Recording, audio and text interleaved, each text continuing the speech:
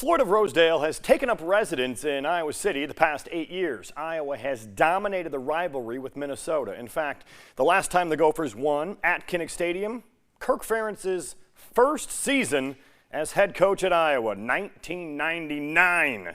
Iowa looking to stay on top of the Big Ten West Hawkeyes, going with the alternate uniforms. Yellow top, black pants. Opening drive.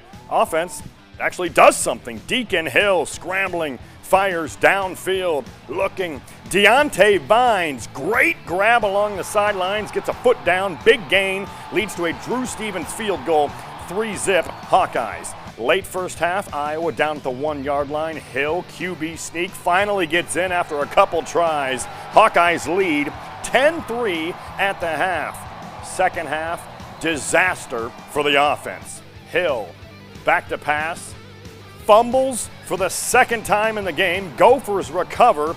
Minnesota kicks 3 field goals in the second half to give the Gophers a 12-10 lead. Iowa's offense does nothing the entire second half. Under 2 minutes to play, Minnesota punting deep in their own end. Cooper DeJean returning, looking for some magic. Ball bounces, caught on the sideline, and then DeJean pulling a rabbit out of a hat. Somehow breaks free, cuts it back, weaving down the sideline. Number 3 is gone.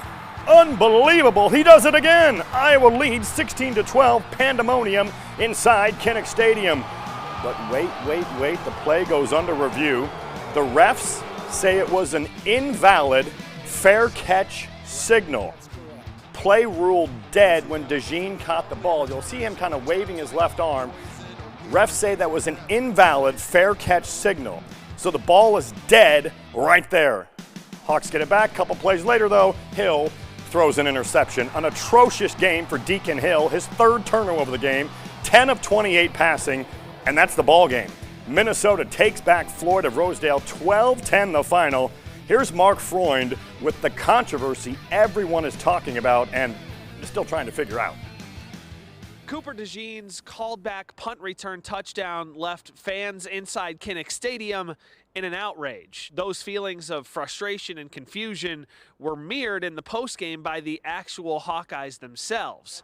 A controversial finish leaves Iowa searching for answers. As I understand it, at least the initial replay was to find out if he was in or out of bounds, if Cooper stepped out of bounds, which clearly he didn't. But then somehow we went from there to a whole different series of topics, and it's really hard to accept the explanation that we got. The explanation that we got from Big Ten referee Tim O'Day was that when DeJean waved his arm to the side, that was an invalid fair catch signal. By rule, the ball is dead after this signal is made.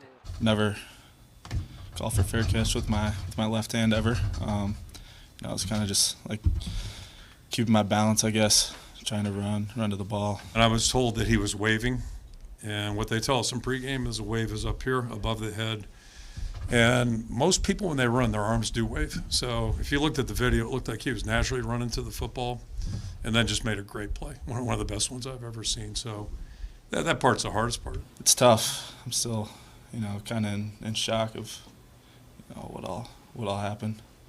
It's frustrating, for this team. We just kept fighting, through the end of the game.